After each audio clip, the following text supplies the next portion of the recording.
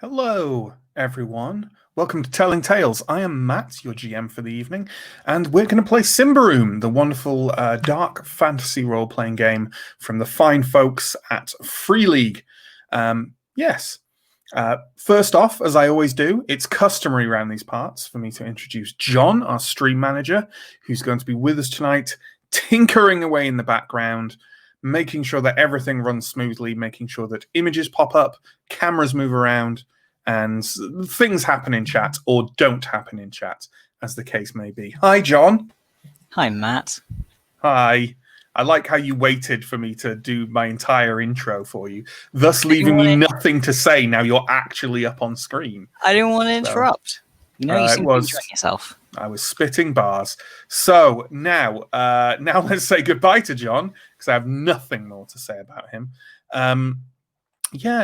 Let's do the pre-stream nonsense first. We have social media links. We have video on demand on YouTube. We have a Patreon. All these fine things can be found in the description below. All the good links. We're usually Telling Tales RP on social media, on Twitter and on Instagram. But why not look at the links below and check just in case? We also have another series on Twitch ongoing, Vampire the Masquerade 5th edition. That is now running on Tuesday evenings at 8 o'clock GMT. So why not check that out if you like what you see here? And without any further ado, because that's enough ado, let's introduce our players one by one, and they can give us a bit of a spiel on what went down last week on Symbaroum. First up, we have Mike, who plays Anton, our resident, sometimes healer, and mostly priest. How you doing, Mike? All priest, all of the time. All priest. A real priest. So, last week found you on a boat travelling north to Davokar, but all was not well, was it, Mike? No. One of the crew, a chap called Arello, went missing.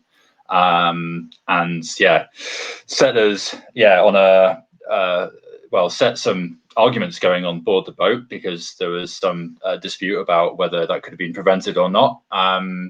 We searched for Arello, couldn't find him, but found sort of a piece of jewelry on board, which then sort of caused a bit of an argument between one of the crew members and Harasto, one of the other travelers on board the boat, and set in turn a whole chain of events in the last session. Indeed. And speaking of those chain of events, and speaking of Harasto, the scholar with an unusual amount of treasured goods in his possession, let's bring on Elle, who plays Ephanea, our resident boss chopper. I'm not sure I like that term. But Elle is going to tell us about what happened with Harasto and what happened with some other mysterious individual she found in the cargo hold. I think she's also going to turn her mic on. Nah. Nah. All right. So I believe that while me and some other crew members, I think this was before the altercation about the bracelet, were searching downstairs to see where Arello was, Ephanea handily rolled a 1 on her, I can't remember the word for it now, so I'm just going to say investigation. Vigilant check, I think. Yeah. Vigilant check. To move some barrels and find a goblin stowaway who said that she shouldn't, kind of mimed dramatically that she shouldn't let anyone know about its presence. So later on, after Harasto got accused of being all dodgy-like, she volunteered to take him downstairs to the cargo hold to watch him, where she quite promptly knocked him out. And went back to the goblin, found out it was Migra's. It was her, wasn't it? Yeah, the goblin river roamer, Migra. The goblin river roamer. It was her little brother who was just stowing away because he wanted free passage. Had nothing to do with any of the disappearances. and it was his bracelet. And then he also hinted that Herasto was not just a scholar. Turns out he's a kind of smuggler of goods, and basically offered me and my party 10% cut of his profits if we ensured him safe passage off the boat. Yeah, that offer came from Herasto. You did have a kind of counter offer from the Goblin Stowaway of yes, the let's Goblin just said steal 50%. all his stuff together. But that was kind of quickly dismissed. But Herasto had now said that if you get him out of his position of suspicion and safely off the boat, that he will give you 10% of his earnings for his maybe slightly dodgy goods. Position of suspicion sounds like it could be an Offspring album. It does. Just throwing it out there. Probably a late period terrible one though, eh? Definitely. So let's bring on our next individual, Chris, who plays Steo, our resident curmudgeonly guard. And after all this happened, Steo was up on the deck with another one of the river roamers superstitiously throwing stuff into the river as a sacrifice. Yeah, so I was working after hearing the tale of the superstitions surrounding the lady, not the lady of the lake, but the maiden of the water, or whatever the copyright avoiding term is. That it was simply a matter of offering some food. So I was like, well, if it'll cut down on the body count for this particular jaunt up the river, then I'm all for that. So I shoveled a day's worth of rations over the deck with Migra, and well, it all came to naught.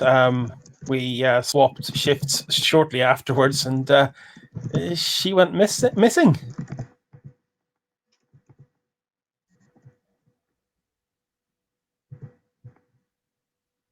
I think. Are you on mute, Matt? I am. Everyone's on mute or not on mute. After this disappearance, dramatic stuff started happening, and who will relay that but the one remaining player, Sam, who plays Askarai, our resident, and I don't get tired of saying changeling, ranger, changeling, rangeling, changer. Yes, Sam in it. Yay. So I think we kind of, once we realized that Tamri was missing,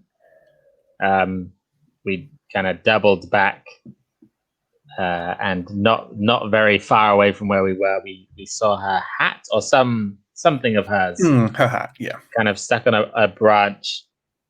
And while we were out, the captain dived in to go and see if he could find her or see if he could find anything.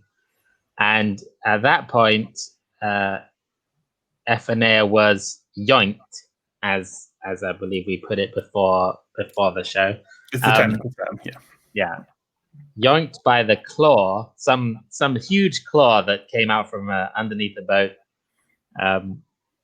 We managed to see just in time that she was in the process of being yoinked, and kind of attacked the claw a bit. I don't think we did that much damage, but enough to kind of dissuade it from thinking we were too easy of a meal. And at the same time, the captain was in a bit of trouble. So we managed to, I think it was Anton and Stier who quickly grabbed a rope and started hauling him in. And we got him out just in the nick of time, more or less. And I think at that point, the creature kind of decided it had enough. It had eaten enough of our crew for one voyage and decided to leave. At which point we discovered that it had just been attached to our ship the whole time, just chilling on the bottom, clinging on underneath, having a snack when it felt like it. But hopefully, with it kind of floating off downstream, we'll have seen the last of it, and we can carry on without too much more getting eaten. Absolutely.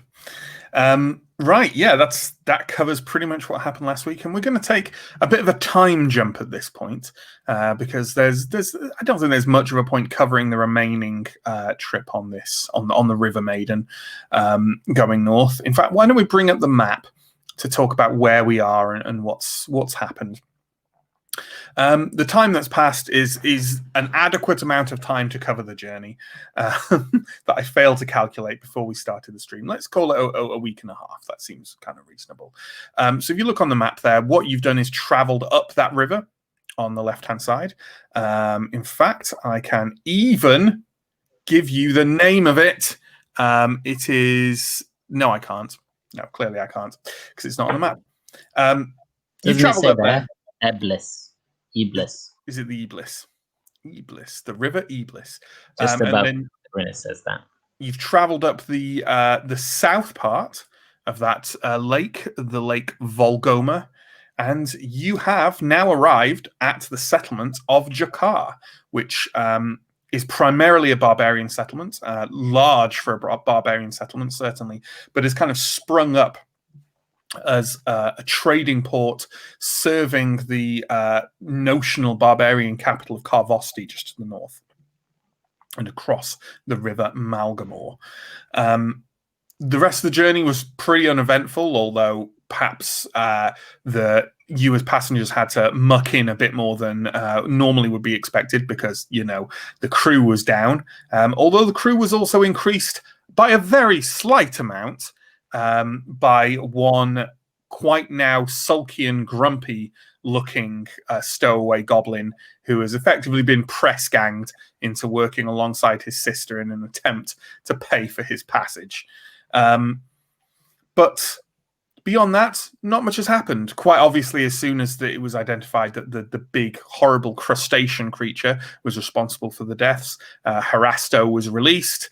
And now you are pulling into port in Jakar, being kind of gently guided off the boat by the two remaining crew and Captain Ogval, who kind of shakes each one of you by the hand and assures you that if you're ever in the port at the same time and need travel up and down the river, then you can always board aboard the River Maiden for free.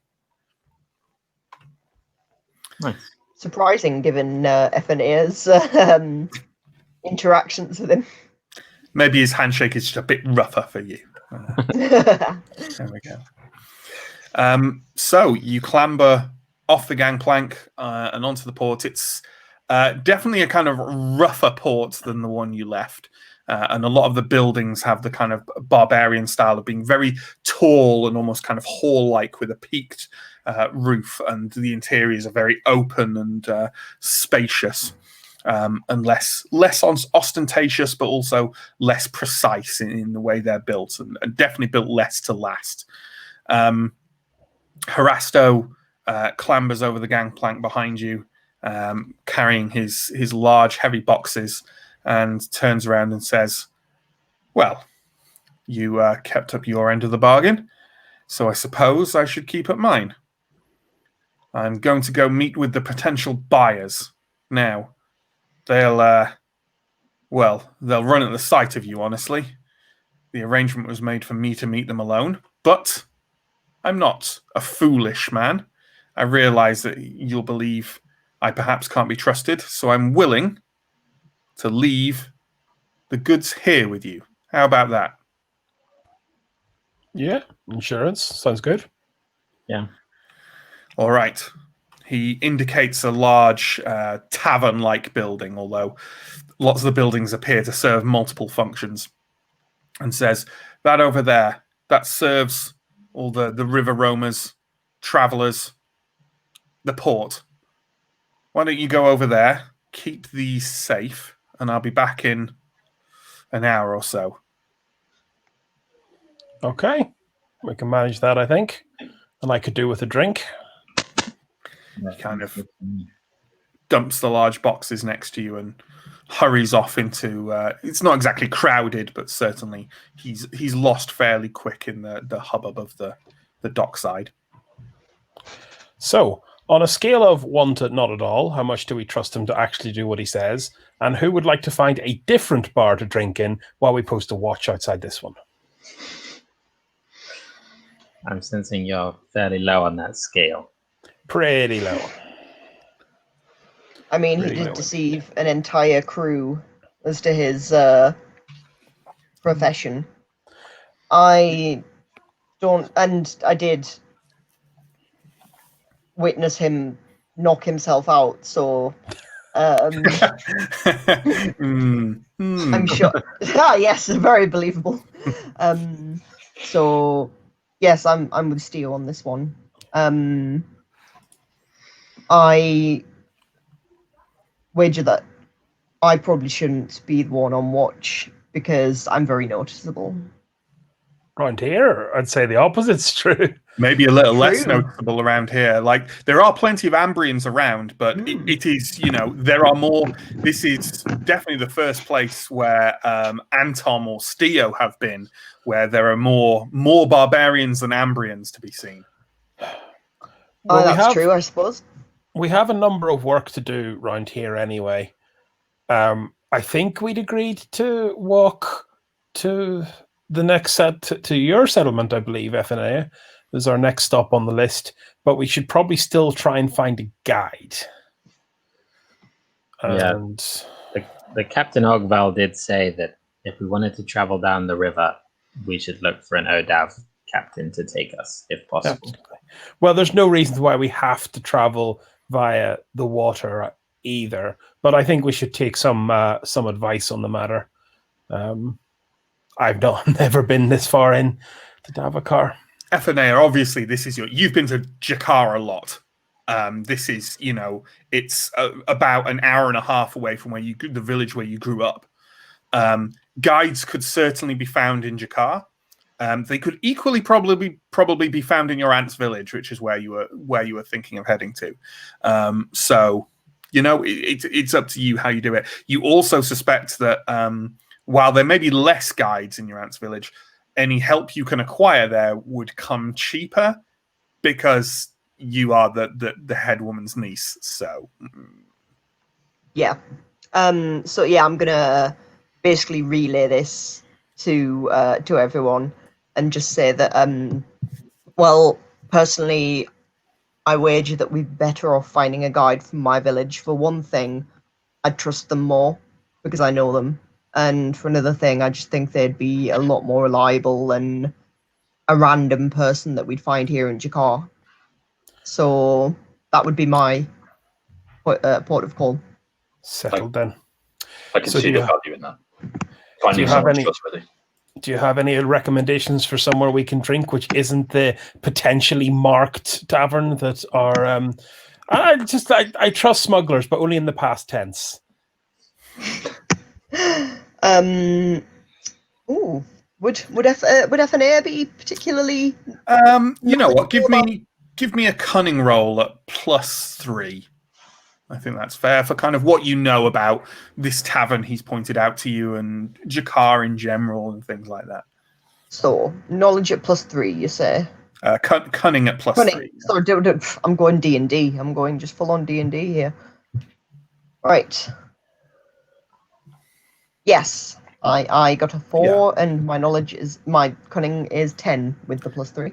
Well, there certainly are dodgier areas of Jakar and kind of unpleasant ones where unpleasant types hang out a lot more.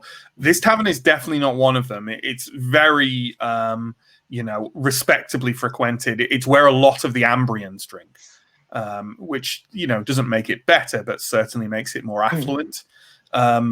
And yeah, this tavern is inherent. Like, there's nothing inherently bad about this tavern for sure. But if Steo did prefer a different place, there are several within walking distance that, Okay, so well, if I'm being completely honest, this tavern itself, while we may not trust Herasto, I believe that you would find yourselves more at home here, as it's more of an Ambrian kind of tavern, so it's more of what you're used to, and it's just a bit nicer put together than some of the more barbarian-leaning taverns that you may find. In here, I think you'd find, like I say, I think you'd find yourselves more at home in this particular establishment. But that being said, if you're insistent on not drinking here, that there's a few just a stone's throw away that would be equally happy to serve us. Sure. If this one's close, it'll settle. Honestly, if this guy screws us, we don't technically lose any money.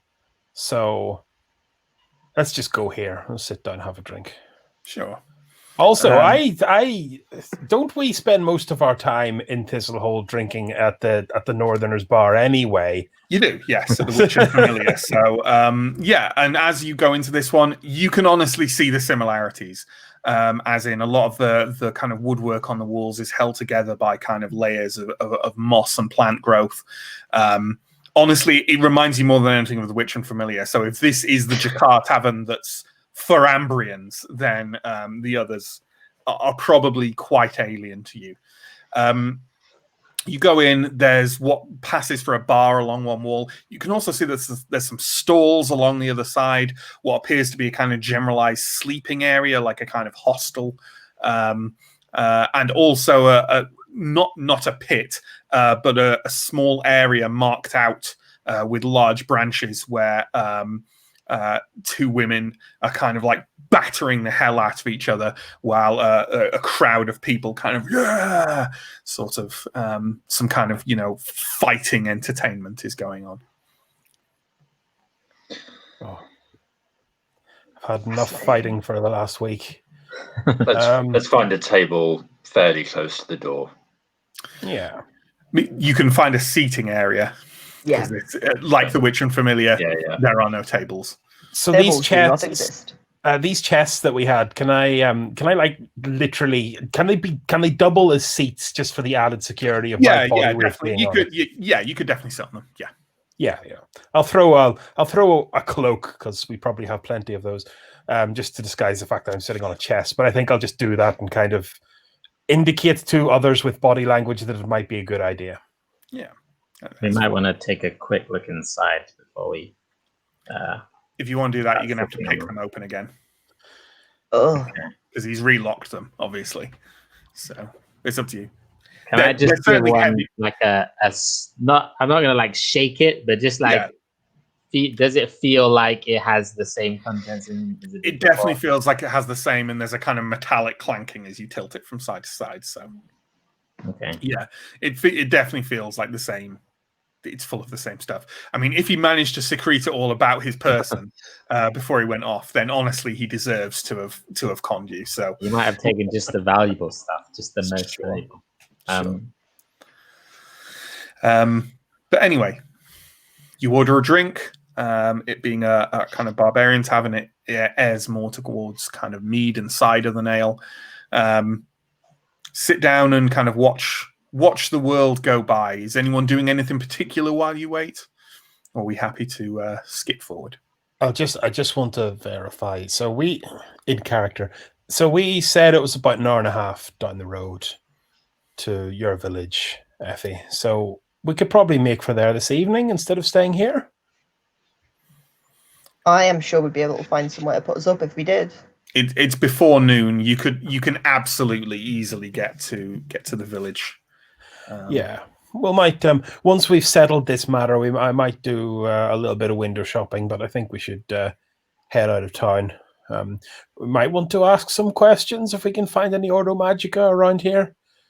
I mean, did the group return via this port and just not sign in? Did they? I mean, they might not be dead. They might just have found their weight in Davakar gold and have just decided never to speak to Ordo again and go and build their own city in the west or whatever. I think that's probably optimistic, but it'd be worth asking. I'm sure a party like that would have been noticed. Anything's possible. They certainly would have if they'd come through here, yeah. So absolutely worth asking. So about an hour or so passes, and after that, Harasto walks into the entrance, kind of looks around for you, walks over and says, "Good, right, they'll do the deal now." Cool, I'll stand up. Someone grab those, and he kind of looks between you and says, "3 of you stay a little way back, and 1 of you," he kind of looks, kind of his eyes pad between Ephanair and Steo, and he goes, the armored one, you, Steo, you stand with me like you're my bodyguard." Sounds good to me. Ask her, do you want to hang back? Yeah, I'll stay back. He leads you all out of the tavern and out through the winding streets of Jakar, which are, if anything, even more kind of close and chaotic than those of Thistlehold. Even, well, I say that Thistlehold was planned. It's just over the last near decade, it's become less planned, let's say. Jakar, on the other hand, has grown very organically, and you walk down kind of narrow alleys, you walk up large sort of high streets that are caked in mud, and quite quickly kind of lose your bearings. Apart from F&A, you're fairly sure of where you are, and you are definitely in the ropier area of Jakar, where the area where people glance at your weapons as you walk past. You walk up to a kind of it's sort of a very loose warehouse, more like a barn, honestly. A very, very large shack. And the doors of it are open, and you can see several figures kind of stood inside. Harasto turns and says, okay, the priest and the changeling and the barbarian, stay here by the door. Have your weapons ready, but not in your hand. These are twitchy folk. Steo, the same with you. Keep that halberd on your back. Don't go hefting it just yet. Fair. I don't like just yet. What are we expecting here? Nothing. Can't be worse than what we've had already. Nothing. But these things sometimes do go wrong. It'll be fine. I know these men. It'll be fine. I've dealt with them before. He turns around and kind of straightens his robes up a bit, takes his sort of little glasses off. Who knows whether he needs them anyway. Tucks them into a pocket, picks up the chests, turns to Steel and says, okay, let's go. Chomp in with them. He walks slowly in and kind of walks up to the group of men and kind of comes to a stop just before and turns and says, my man will just stand here just to be sure. And kind of gives you a nod. Takes a few strides forward ahead of you and then bursts out running, dashing past the men who are now drawing their weapons and moving towards you, Steo. Fantastic. I'll do the same. Lads, can I get some help in here, please? Let's go into initiative, please. Oh. So, along with the party, John, you need to add these thugs who are at quickness 10, as almost everything is. And again, NPCs come after players. So, yeah, who'd have thought? Who'd have thought? Oh. So who had the goods? Oh, Harasto has the goods. But he's dropped them, hasn't he? Because he can't No. sprint with Oh yeah, them. he can run with them. Yeah, he can. Well, aren't they in like big chests? Yeah, they're not that heavy. They're just full of jewelry and like some rune stones and stuff. They're not like brimming over, and they're like, that. It's like having a couple of suitcases at the airport, right? He can run with them. He's just clunky at it. Yeah. And vigilance. Sorry for their vigilance is 15. If that's a tiebreaker that's needed. Just to be clear, he's run into this building? He has. So there is a large building. The three of you who are back are literally at the doorway of it, the open doorway, and you can see perfectly well in. About 20 feet ahead of you is Steo, and about 10 feet ahead of him are 6 thugs. And Harasto is now about 10 feet past them and accelerating towards a door at the back of the building. So there we go. So, Askarai, what are you doing? Bearing in mind that if you want to draw weapons, that is, I believe, in itself an action of a kind. And of course, I don't have my Symbaroum cheat sheet open. Why would I do that? Why bother? That's what I say. So sample, it's a movement action to draw a weapon. So you're fine. You're fine, Ascarai. You're absolutely fine. I'm gonna draw my bow. Mm-hmm.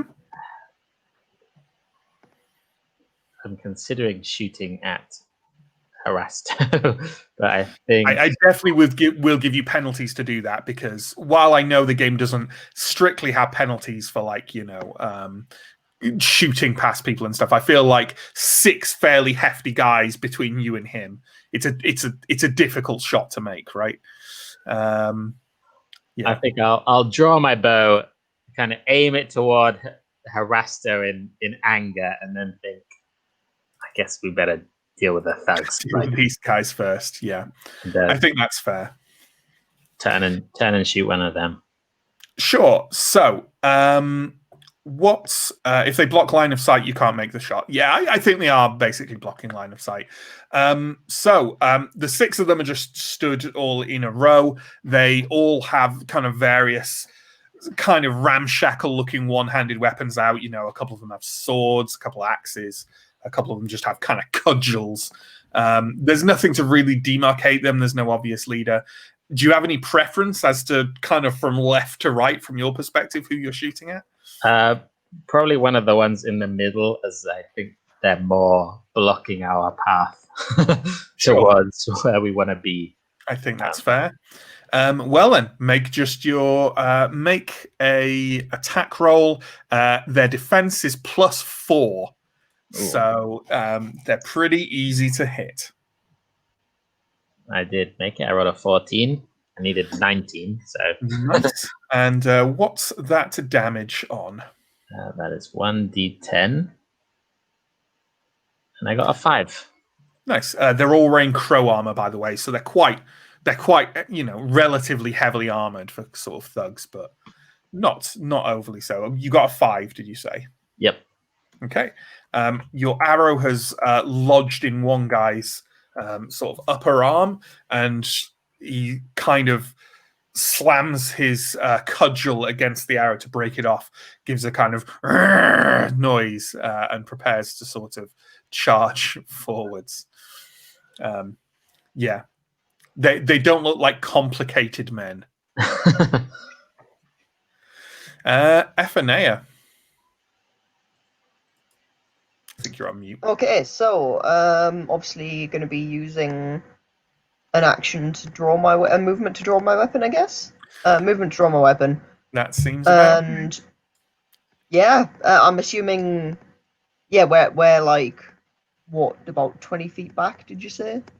Yeah, I'd say. I'd say it's a single movement to get to where Stio is, and then another movement to get to where they are currently. So if you wanted, you could draw and bring yourself up to where Stio is in the time of it. Yeah, that's what I'm going to do. Okay. Cool. There you are, with Black Gift drawn, ready to eliminate them in one blow, one at a time. So it's time for the thugs. Although it now occurs to me, do we know, Chris, you probably know, whereabouts should your long weapon strike be?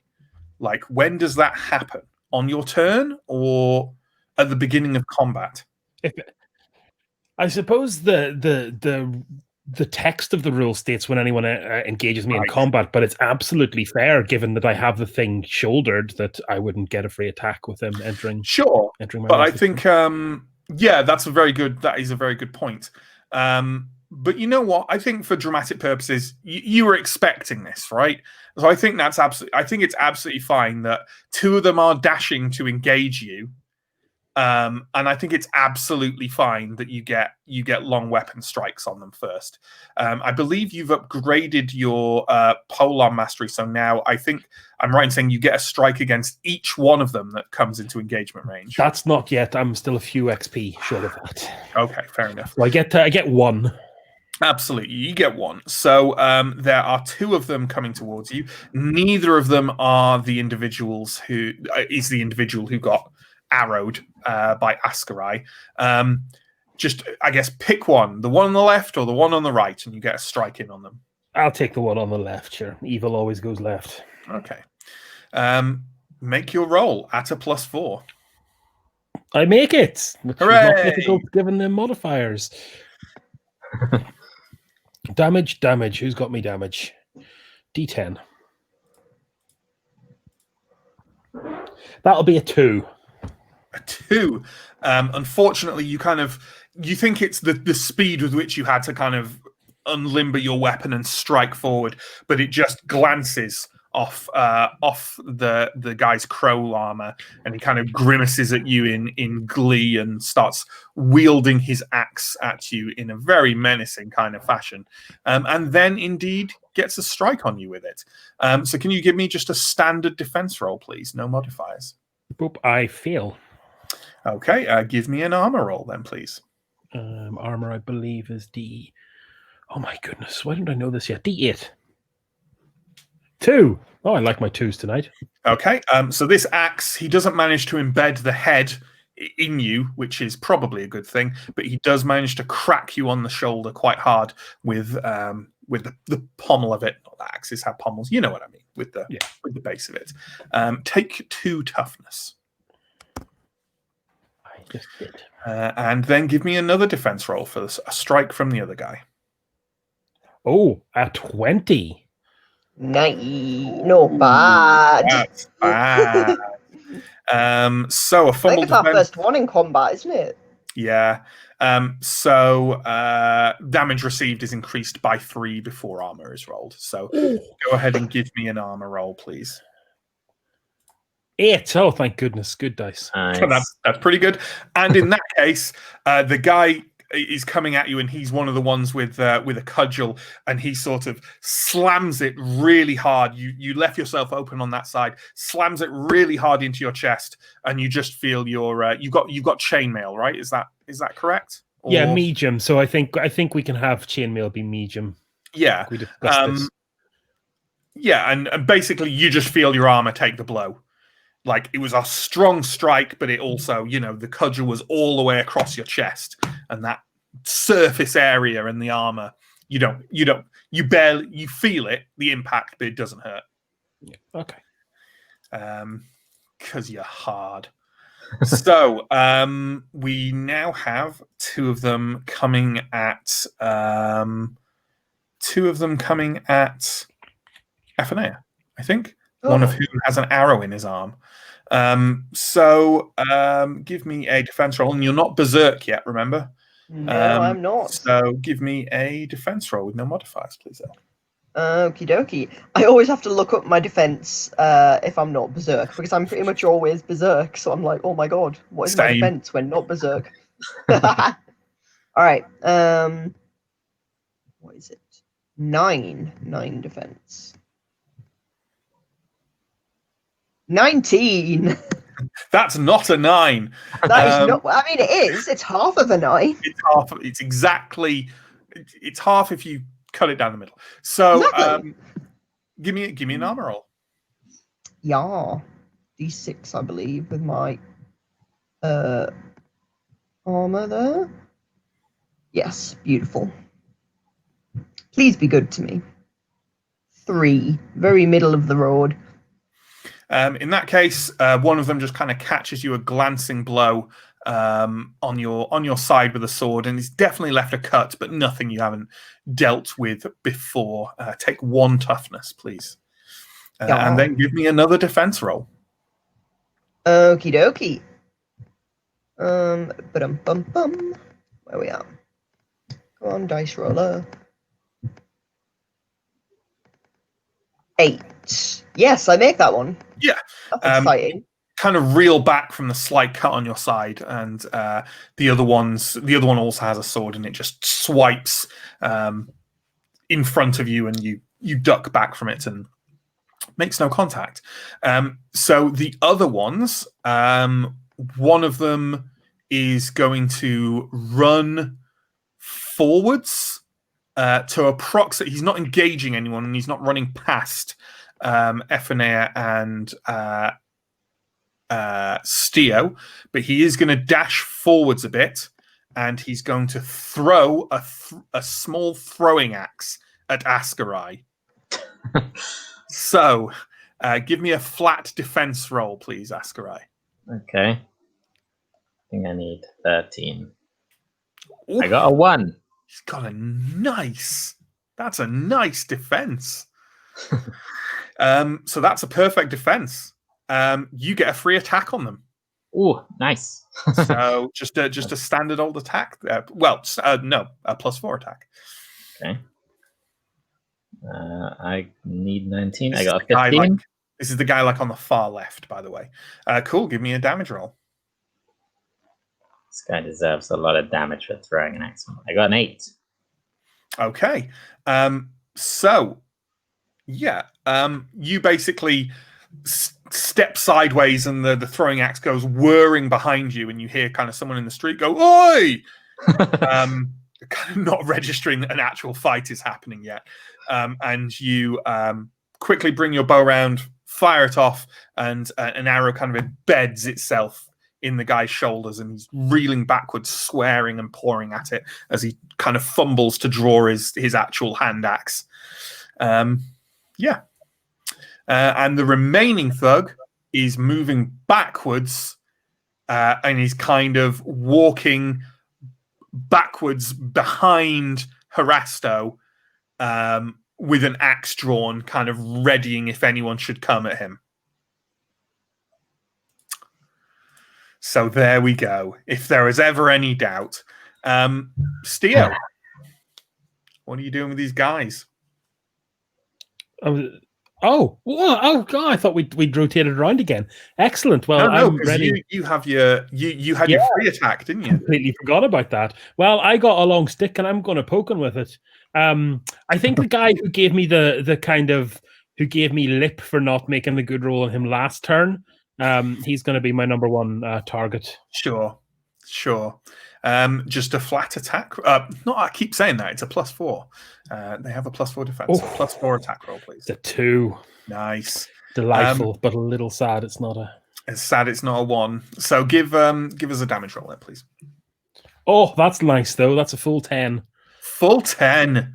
Okay. Well, that's definitely past his pain threshold. I'll tell you that. So that was 10 minus the 3, so that's 7. So yes. So you have gone past his pain threshold. So which would you like? Do you want to knock him back, or do you want to get another attack? I'm going to knock him back. This is still a street brawl. I'm not keen on him down. Okay. Murdering people at this time in the morning.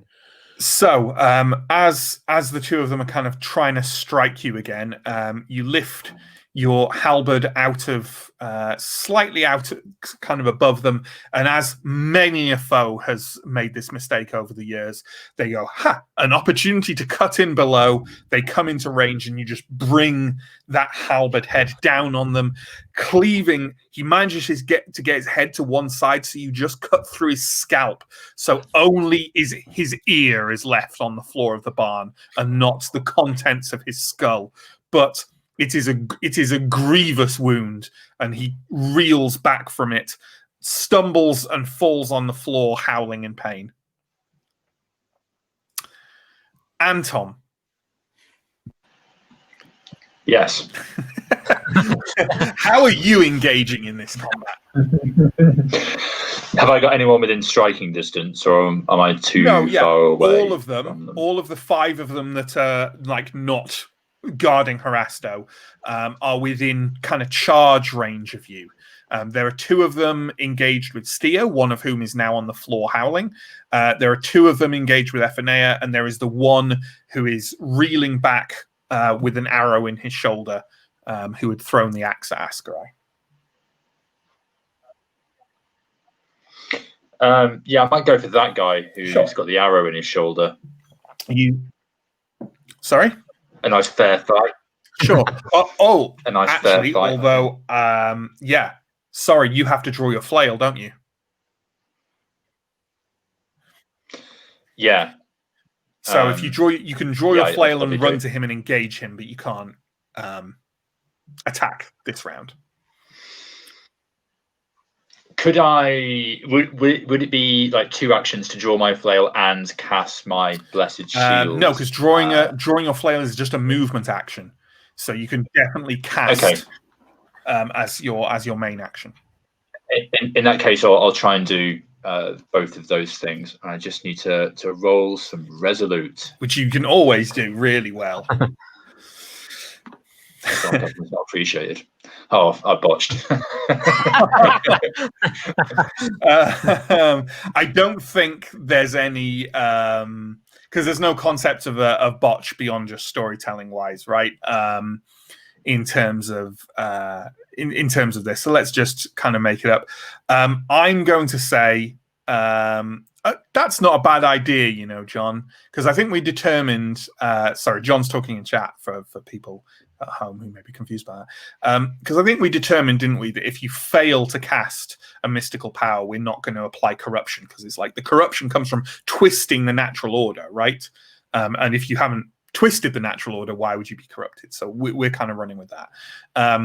But yeah, you know what? I'd say that a good effect of a botch might be that you get the corruption anyway. I think another good one would be you lose the ability to cast it for the rest of the scene. But since John suggested it, we'll go with this one. So why don't you give me a D4 roll for temporary corruption? You kind of feel the first hints of the warm glow around you as the light of Prios rises to protect you. But then it kind of fizzles out, dissipates. Perhaps now that you're in barbarian lands, Prios's eyes are not quite so focused on you. Oh,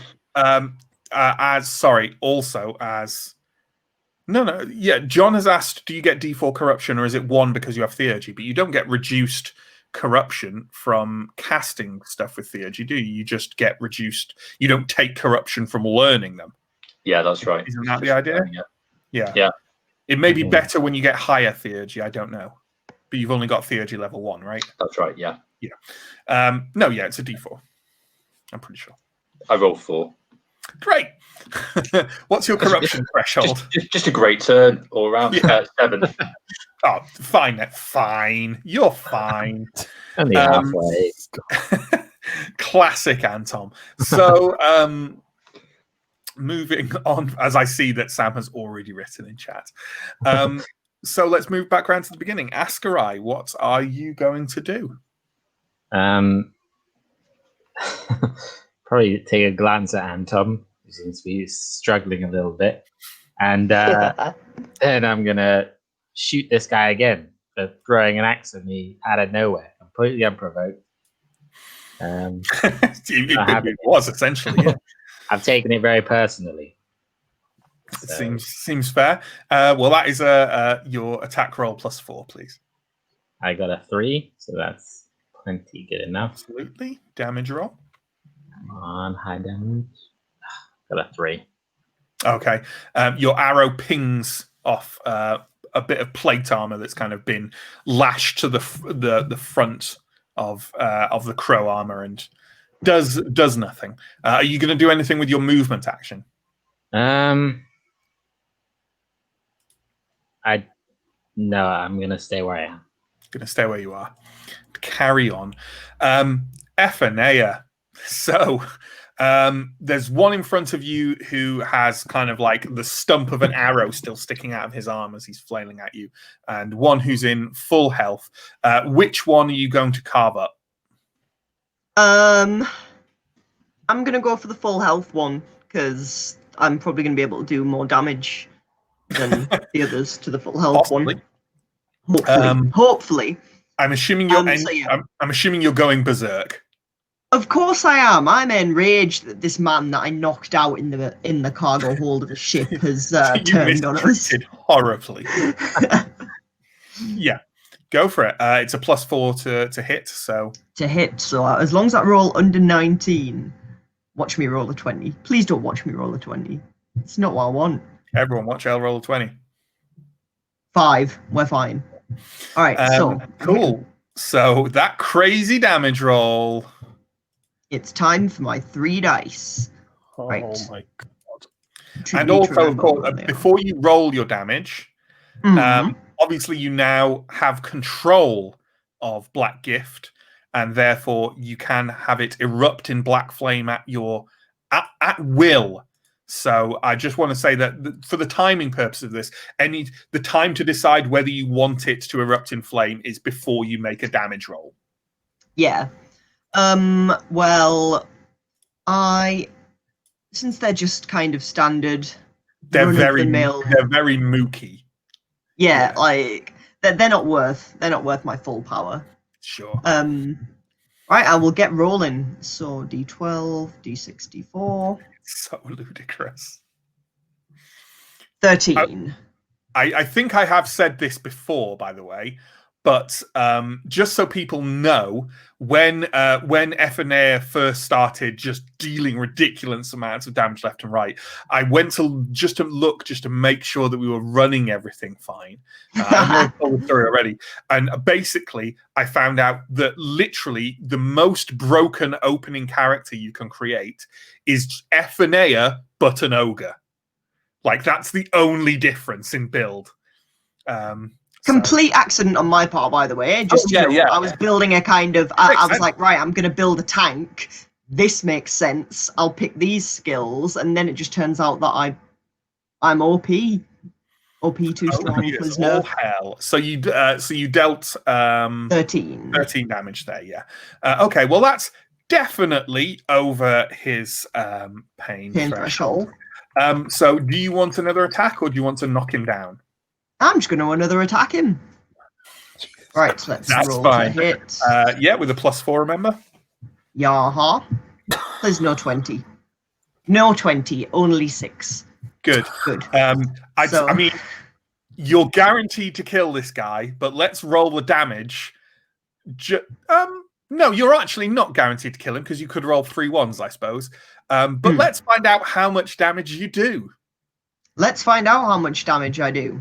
While Mike feels so inadequate next to you. Another 13, so 26 damage in total. Okay, so here's Mike's what just happened. holding his pathetic dagger or whatever weapon he has. Like, oh. I can't quite remember. I think both of the ones facing you have swords.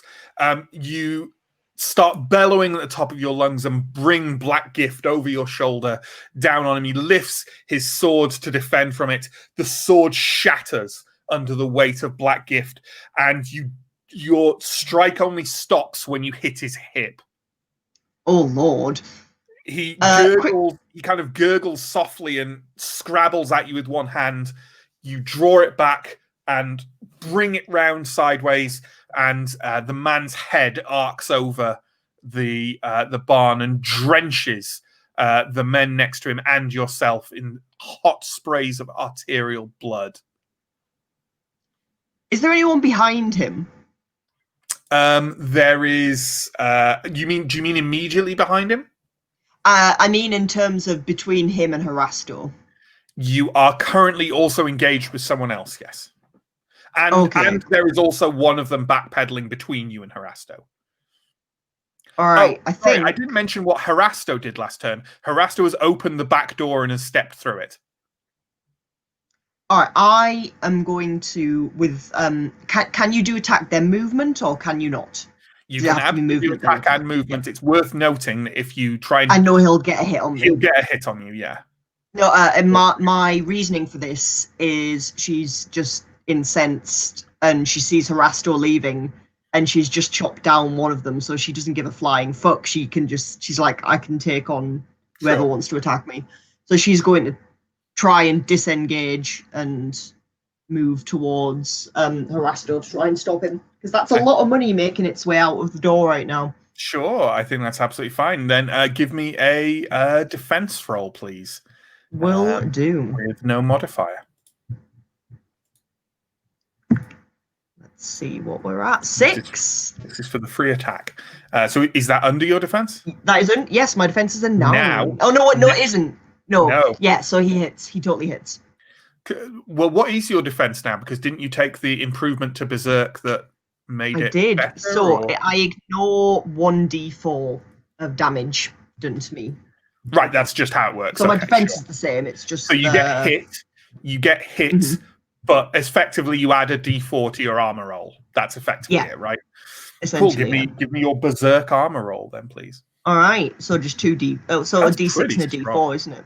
Mm-hmm. Yeah. That's pretty good. That's better than a D10, right? Because My your minimum's armor, my armor roll was a 2, and then the amount of damage I ignore is a 2 as well. So that's exactly enough.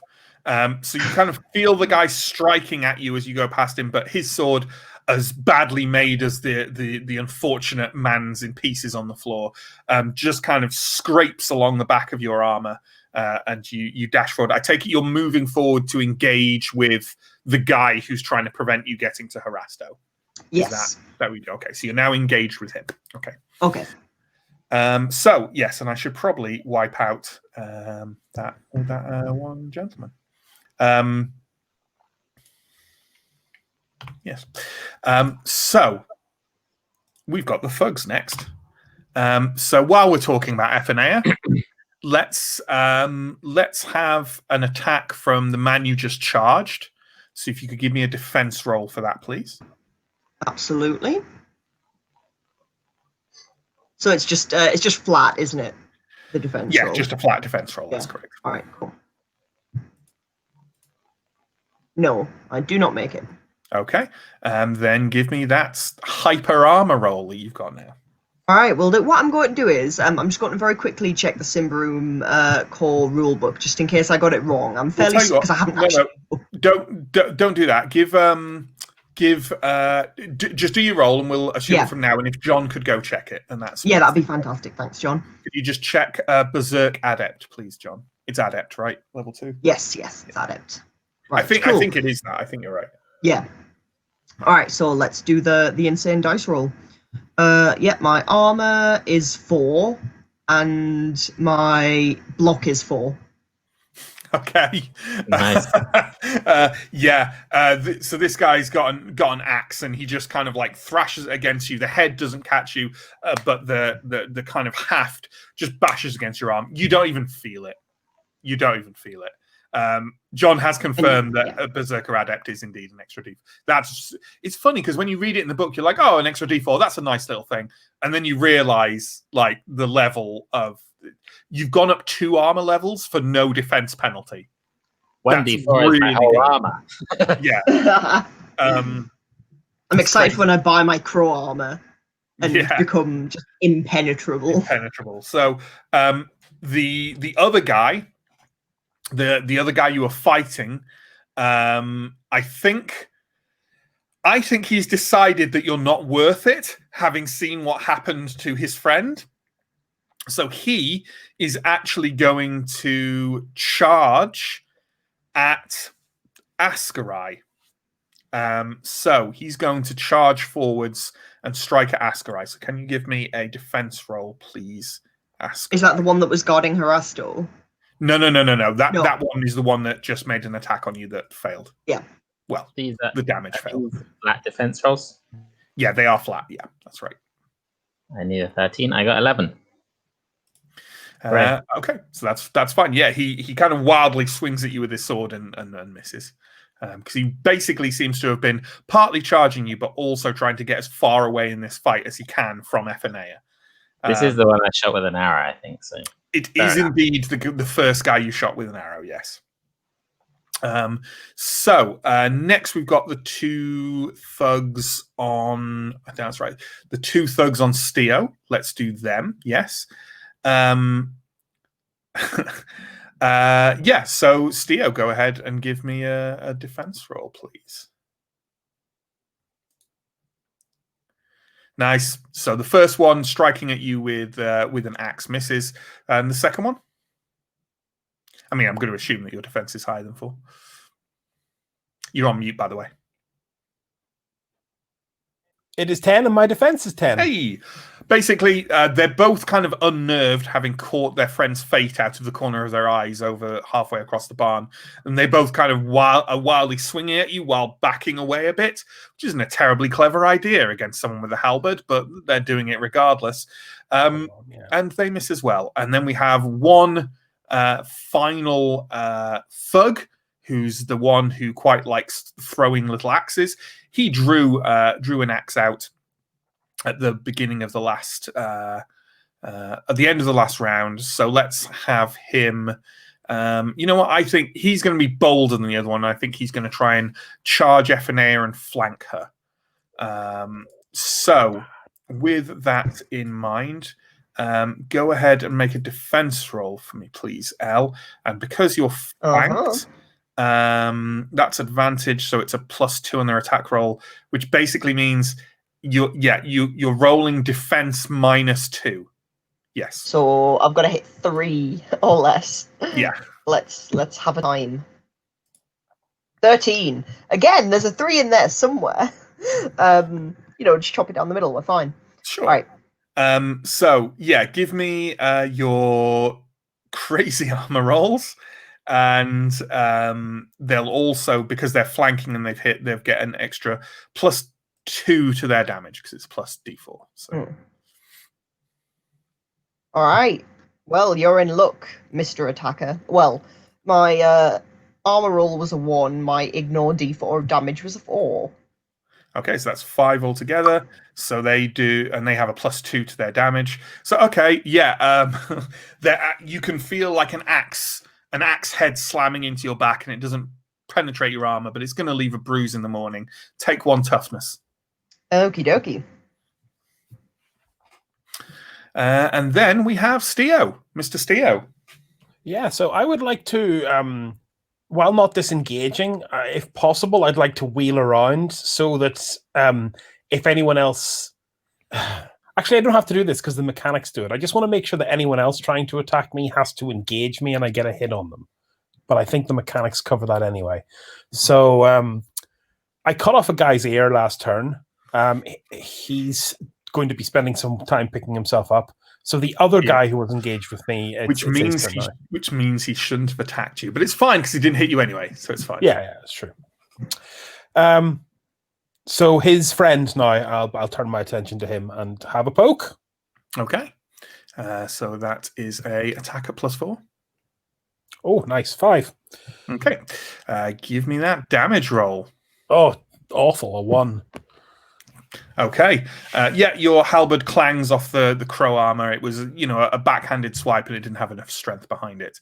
And his companion has now kind of clambered up to his feet and has kind of one hand trying to hold on a non-existent ear as he readies himself to strike at you again.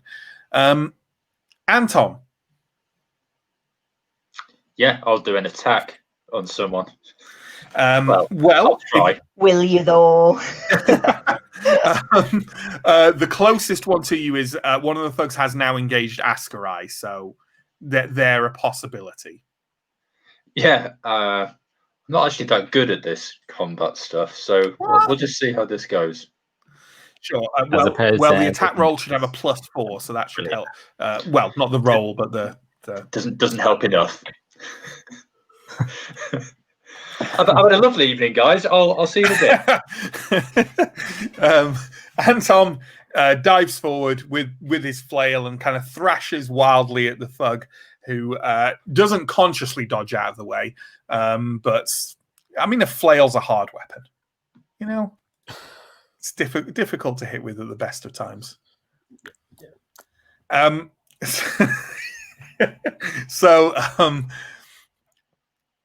You've got a movement action available if you want to do anything else with that. Do you know what? Is it possible to crying? Is it possible to maybe look about going around the back of this warehouse to try and intercept or kind of avoid the other guard and try and maybe catch up with Harasto around the outside of it? You could. There is enough room in the warehouse to move around and sort of kind of move around the side and move around that kind of main combat with Steo in the middle. But it would take 2 movement actions to. In fact, it would take 3 movement actions to do that, because to move past them without them getting a free strike on you. Sure. You would also, you're now engaged with this guy, so he would also get a free strike on you if you disengaged. So, no problem. Yes, but I will I don't know what options remain. I guess because I've missed my attack roll, so I'm just kind of standing there, like failing to do anything, just swinging at the air. But with them, they're not like sequential. It just means you're not moving away from the situation. You don't like go. Whoosh. Yeah. Okay. So it's all good. You look great. So background to the beginning. Askarai, you're now engaged with this dude. I smell a knife strike coming. You're on mute. I agree with your assessment. I'm gonna just probably drop my bow and grab my knife as fast as I can and try and stab this guy. Stab him up. Yep. So that's your attack roll, please, at a +4. Okay, I'm going to use feint. So this is again, I need a 19 on. I got a 17. All right. All right. Give me that damage roll. This is slightly better. D6 and a D4. I got 8. Pretty good. Pretty good. So basically, the guy's coming at you, and obviously he's fairly.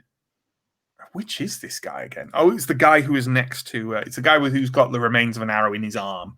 The one who fled away from the combat with Ephenea. Yeah. Essentially, what you do, you're kind of weaving back from the wild blows he's aiming at you. With one of your many free hands, you reach out, and as he's coming for you, just kind of rabbit punch him where you shot him in the arm, and as he reels back, you kind of duck in, stab him in the side, and he gives out a kind of cry, and he's half like almost about to fall, but then slightly rights himself and is just slashing forwards at you with the sword. Okay. Ephenea. So one thug in front of you. Hello. One behind you. Here you are, stuck in the middle of thugs. What are you? I understand what you did there. You get it. I would say with a movement action, I'll allow you to turn, so you're engaged with both of them, and they're not flanking you. So there's one in front and one behind, yeah? One in front, one's in front, and one's flanking you. But we've kind of run this kind of ad hoc thing that if you're being flanked and you're not surrounded by too many people, then you can kind of turn to face both of them and then not be flanked anymore with the movement action. Nah. Ephenea's cocky because of her broken armor rolls, so she's just going to attack the guy in front of her and just sure. Basically. She is just enraged and trying to just carve the quickest route to Harasto that she can. Okay. If they're behind her, she doesn't care. All right. So. Yeah, so that's an attack roll +4 then. Yeah.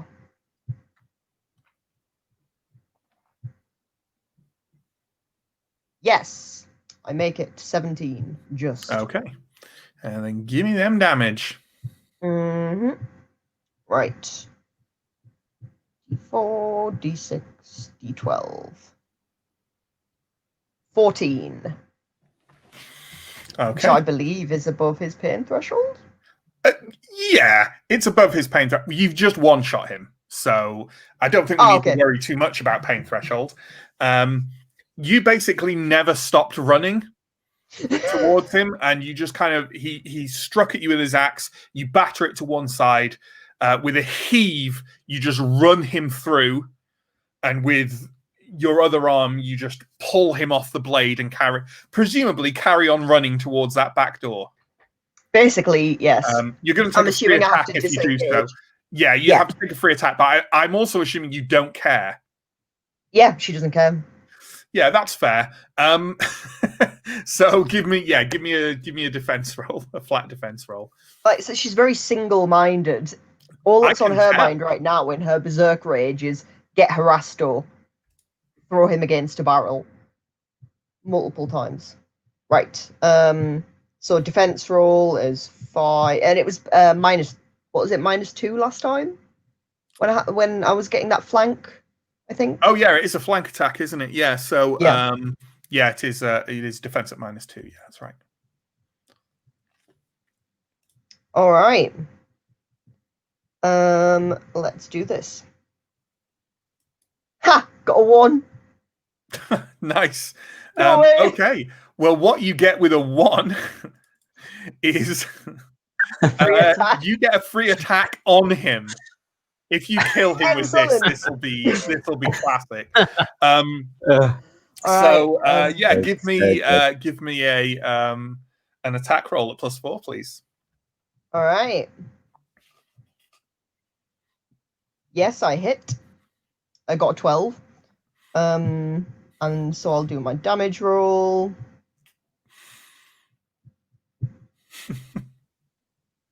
No, I don't kill him. It's a 7. Oh, I wish. It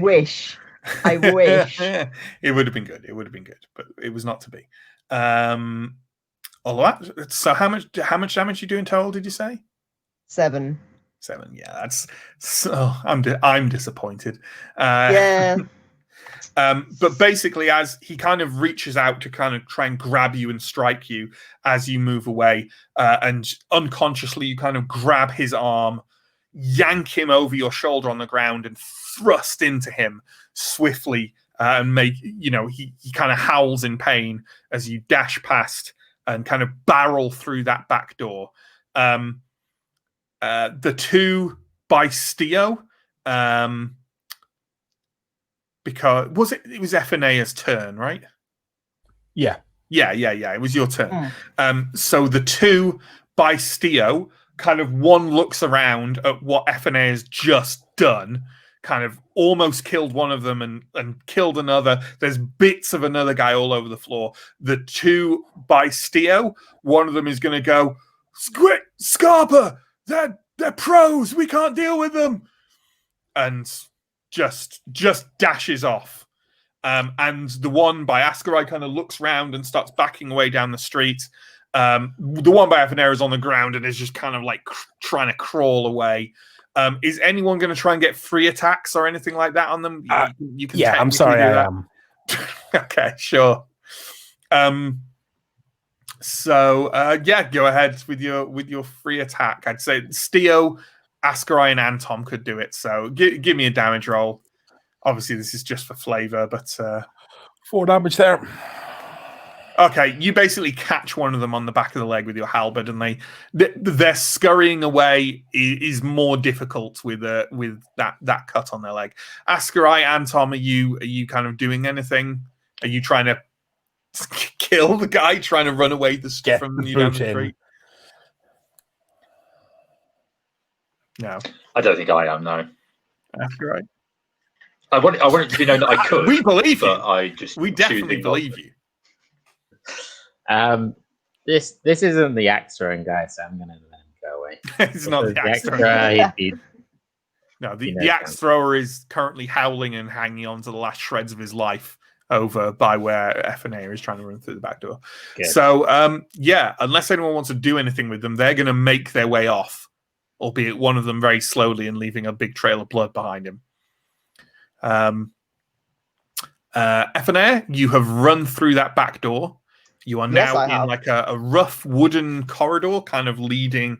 That's kind of running left to right. Down one end of it is just nothing, just the end of a corridor. Down the other end of it is a large wooden door, which is closed. I run towards the large wooden door and throw it open, and I'm shouting, "Tarasto!" It is locked. I don't throw it open. Can I try and like boot it down? Yeah, you can try and boot it down. It's quite large and sort of difficult to do. Let's have a strong roll at -4. Okie dokie. Where are we at? Let's do a roll. 4. I get it. Okay. The door doesn't, it doesn't come off its hinges or anything, but there's a crash as the bar breaks, and you stumble through it and out onto a quite busy jackass street with a lot of market stalls set up. So no sign of... okay. can you give me a vigilant roll at -5, please? I can indeed. What's my vigilant? Right. Nope. You see no sign of Harasto. There are a lot of people around, many of whom are looking at you because you're carrying a large kind of ebony black blade and are drenched in blood, the vast majority of which is not yours. But they're also looking away from you pretty quickly because you're there like, you know, you don't want to stare at that kind of person in the street. Yeah, you see no sign of Harasto. Yeah. Sorry, the other three of you, are you following Ephenea or? Yep. Everyone is on mute. Please don't be on mute. Effie can take care of herself. I'm searching the bodies. Fair enough. I mean, yeah. That's absolutely fine. Are we counting as a body the man who's mostly dead, who's kind of trying to crawl away out of the front door? Are you letting him go? Mercy killing. I would at the very least stop him leaving. We might want to question him about where Harasto is going. That's a great idea. Sure. Well, Steo, for searching the two bodies that are there, give me a 2d10 roll, please. 6 in total. That's 6 Ortegs. Don't spend them all at once. So there's also a couple of pouches of chewing resin. So enjoy that. Yeah. And so Ascarai, are you grabbing this guy who's kind of trying to drag himself away? Yeah, I'll try and kind of keep him inside if possible. It's relatively easy to do. He hasn't, he's probably not immediately about to die, but he's in pretty bad shape. Anton, what are you doing? I think I'm going after Ephenea and Harasto, just to see if I can find Harasto, but also to make sure that Ephenea doesn't, in a berserk kill anyone else, kill anyone and get us into any trouble. Carving up people at market stalls, absolutely. Let's hover with a moment with Ascarai then. And you know what? Let's have a bit of a party split. We haven't had that tonight. Let's send Mike and Elle off into the shadows from whence they came. And then in this sort of barn / rough warehouse, Ascarai, you've kind of got a hold of the one who's dragging himself away. He's going, "Oh, mercy, it was just for pay, I swear." Do you know that man? I know him by reputation. And what was the deal here? Where is he going? He just wanted us to get rid of you while he got away. That's all he wanted. He didn't make any mention of where he might go. No. Why would he? For all he knew this was going to happen. Well, if you know him by reputation, do you know anywhere he frequents? Any bars he visits? All over Jakar. Everyone knows Harasto. He's a smuggler and a thief. Ascarai, go see if you can catch up with Effie. I'll try and make it so this guy doesn't die immediately and catch up with you. Well, if you want to. So I think we've killed enough so far for before lunchtime. I'll go try to find the others. Sure, you head off. Chris, are you going to make a healing roll on him then? Yeah, I'll do a quick medicus here. Sure. Let me see. I'm just basically using his own armor to try and patch him up. Yeah, so sure. That's cunning. Oh, critical! Ooh, I'm not sure we sort of there's anything associated with that. But why don't we just role play this out? So I'm not interested in you like rolling a die for him, because you're not about to fight him against it. It doesn't really matter. You basically find out Effie's thrust didn't hit anything horribly vital, but you suspect it's very painful, and you kind of tighten it up. Take a little bit of that chewing resin that you found and kind of chew a bit of it and use it to seal the wound a little bit. And he kind of starts clambering up against the wall and says, "Oh, thank you. I'd have understood if you hadn't helped me. Look, I honestly don't know where Herasto is. I honestly don't. But I'll tell you this. For free, you should keep both your fucking eyes open on that girl. There's something. There's something in her." You're not even the first person to tell me that, mate, and I'm glad you were on the spiky end of her today and not me.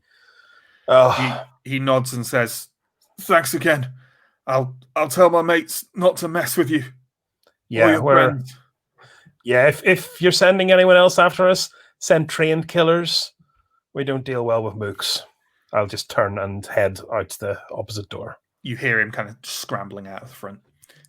It wasn't entirely clear because they were dressed in quite rough garb, but this man at least was Ambrian, if you care. I was going to ask, but I didn't. Now I've realized it. Yeah, okay. His accent was Ambrian. Okay, and I say you're going to follow the rest. We can cut to the rest out, so we can bring everyone back in. The scene is as I described it. It's a relatively busy market street. There is no sign of Herasto. Is anyone doing anything immediately? I'll just kind of, if I can gather everyone, I'll be like, lads, this guy is... Sorry, just before you do, Elle, do you want to... I feel we should ask Elle specifically first if she did anything while everyone reached her. Obviously, I went out, couldn't see Herasto at all. It was just a case of me just kind of like swearing loudly and punching a nearby wall sort of thing. Sure. Calming down, trying to de-berserk. Tenderly rubbing my hand a little bit when everyone arrives. Sure. Do more damage to myself than enemies do to me. Sure. That's fine. Then sorry to interrupt, Chris. You go ahead and you go ahead. Right. Jeez. Prios's beard, F&A, you are a masterpiece of murder. Lads, we're evens here. I don't think we need to track down this guy. He's well known across town. We'll end up fighting a pitched gang war we don't have time nor resources for. I think we should just drop this. He's carrying a fortune. And frankly, at this point, it wouldn't be 10% if we caught him. We wouldn't. Who do we sell it to? Do you have any contacts in this town?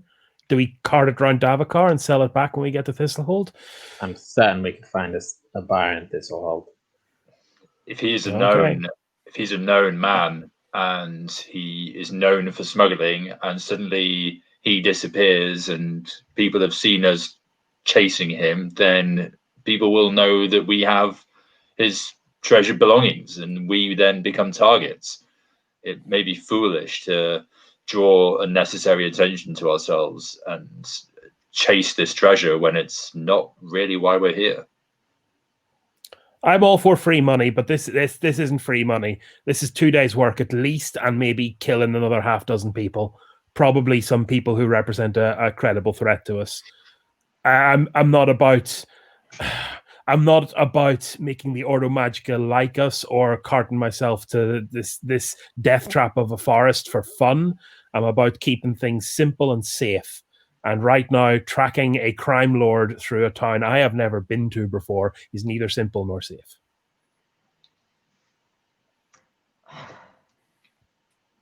Well, I feel slighted by this man. I care less about the treasure than, at this point, than getting even with him. Therefore, I'm happy to drop it for now, but his name is in my book and his days are numbered. Yeah. That's fair. There's nothing to stop us from returning here on the way back. Yeah, and he'll have let his guard down by then. At that point. Exactly. Hmm. You can hit him where it hurts. With any luck, he won't have been able to sell on his jewels by then, or he may have procured more. If he's either case, I have no issues taking them from him now. That leads to second order of business for today. Can we find out any more details about these Ordo Magica lads a couple of months back? And then should be set off, because it's probably definitely what I don't want to be walking through Davokar at night, even if it is a safe track. I feel like we may need to be careful about making inquiries into the Ordo Magica people when FNA here is covered head to toe in the blood of others. Are we best to find some way of cleaning up, getting ourselves sorted? Maybe just heading on to the village, which we were going to do anyway. Yeah, maybe right. I'd relish the opportunity to get out of this godforsaken port right now and be in more familiar surroundings with people who won't try and attack me. The village itself is about an hour and a half's walk up the shore of the lake, and is on the lake itself. So if you want a place to wash, the lake is definitely the cleanest in a sort of pre-industrial society like this. And it could be an idea, but not. You can stay in Chicago and do stuff if you want. Matt, can I ask a question? Maybe I've missed something here, but where's Urfons now? Is he with us, or is he? He's just invisible. Urfons. Oh, I regret asking that question. Urfons. He was evaluating everyone. He went off elsewhere in Chicago to do his own thing, right? Yeah. I like to imagine, Mike, that was actually a genuine gotcha moment from you. I may be missing something here, but let's say that during that fight, Urfons. No, I got nothing. Let's say he stayed at the bar. So that if you guys let's go get Urfons.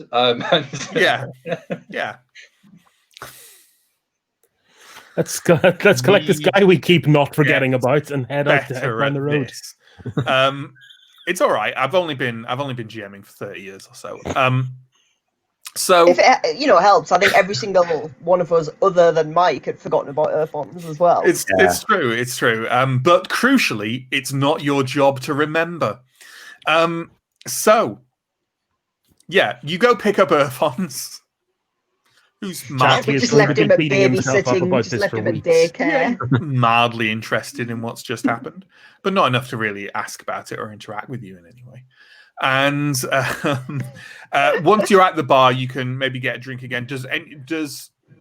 Are we having any medicus rolls post?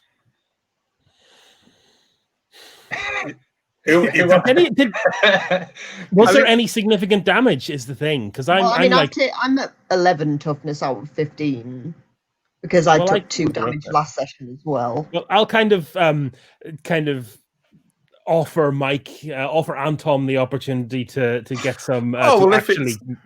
If it's not a significant amount of damage, then I think we can go ahead and have Anton have a try. Elle, sorry, if you took 2 toughness in the previous session, that's definitely recovered now. Okay, awesome. So I should have said at the beginning all toughness back up to full. But if Anton wants to make a medicus roll, heal me. You need me at full health. Stop making it so easy to pick on you. I've managed it. Yes. Now I get to roll a d4, right? So yeah. Can I find a 0 on a d4? You only need 2. Give it. Hey, 1. Nice. There we go. That's the Anton we know and love. Prios giveth and Prios taketh. You know what? away. I'm converted. I'm of the Church of Prios now. You've turned to me. Truly, I believe. Prios giveth and Prios take and take and take. When I first started the character, I was thinking that he'd be like really sort of, Helpful. serious and like have some gravitas to him. And everything that he does is just a cause for hilarity and like it completely undermines the character that I want to create. It's all right. I thought I was going to be like quite a moral character when I started this, and then I just killed everyone ever. Yeah. I mean, on the play, Antom's a kind of split thing in combats, though, right? Because on the one hand, in a combat against some mooks, he's almost entirely useless. But on the other hand, on a combat against some horrific, abominable beasts from beyond the darkness, he's incredibly good. Because he just stands there and goes, death, as the holy aura waves roll off him. So, swings let's around fight about all him. of those guys. Well, you're heading into Davokar, so no problem there. Right. Are there any other healing rolls to be made? Are we good? We're good. Okay. So with that in mind, then you stride out of the tavern and make your way out of Jakar, a settlement, as most are, that doesn't have kind of walls or anything in the same way that Thistlehold does, and strike out on what seems to be a fairly well-traveled path north. It's not quite a road, it's not paved or graveled in any way, but it is kind of beaten dirt, and you can see you can see people traveling both ways. They're mostly a fair distance from you, some with small carts, some on ponies, and some just walking along, but it seems a fairly frequently traveled path north. And to your left, to the west, you can see the relatively still and calm waters of Lake Volgoma rolling away in a kind of rough blur of the opposite shore on the other side. The kind of darkness of further reaches of outer Davokar on the other side. As you make your way along, it's a fairly pleasant walk. Honestly, it's still relatively cool because you're still kind of at the beginning of winter, and but nothing especially occurs. After walking for about an hour, Ephenea directs you along a slightly less beaten and smaller path that forks away to the left as the main path turns inward towards Davokar. You walk along that for another half hour or so, and then over a rise and ahead of you in a drop, flush against the shore of the lake, is a relatively large settlement that seems to be mainly oriented around fishing. You can see some small boats and coracles kind of out on the lake with nets and lines, and there seems to be a relatively thriving little Odav barbarian community here. Ephenea, as you approach, you see a fair few faces you recognize, and ahead of you in the kind of larger beaten earth area that forms the kind of square of the village, as it were, you can see that there are several people kind of gathered around just chatting casually. One of them you recognize, it's your aunt. For everyone, there is someone who appears to be a maybe 20 years older direct clone of Ephenea, stood talking to a group of others who hasn't noticed you coming yet. Although others are there's kind of some whispers as you all pass as visitors to this village. I will be whispering kind of that. I'll be whispering like, "My God, lads, that is uncanny." I will turn to Steo and just say, "Wait until you find out what she's called." Oh God. And with that, I'll just go over to her and just kind of, shout out, "Aunt, well done. Do you know why I'm saying well done? Nice to meet you." nice to meet you. What is wrong with you? How do you do? How do you do, family? It is good to meet you. I'm going to eliminate this moment of embarrassment for you, Elle, and I am just going to. Your aunt turns and sees you, and with a large smile on her face, she shouts, "Ah, it's little Nea!" and strides forward, lifts you bodily off the floor in an embrace, and then lets you back down. Immediately starts checking the strapping on Black Gift and kind of looking around it and saying, "Where did you get this?" It's a long story, Auntie. I involved killing some foul, undead, lich-like abomination thing. It's very handy though. It lights up in flames sometimes. Yeah. Well, be careful of things like that, Nea. Your companions, Ambrians, any of them trouble? No, thankfully. I mean, the priest believes in Brios, but I just tend to not listen to him when he talks about it. This conversation, incidentally, is happening in Odav, so you guys have absolutely no chance to understand it. Excellent. I'd say that maybe Askarai can pick up scraps of it. That seems fair. Okay. And I'll just say, the masked one, is actually Changeling, but he has my complete trust now. I was wary at first, but he's proven himself to me. She nods and turns to the other three of you, and in quite heavily accented Ambrian, says, "This is my village. There's no trouble here. You understand this? You can stay if you're friends of Nea." Nea is much nicer than Effie. I'm going to use that.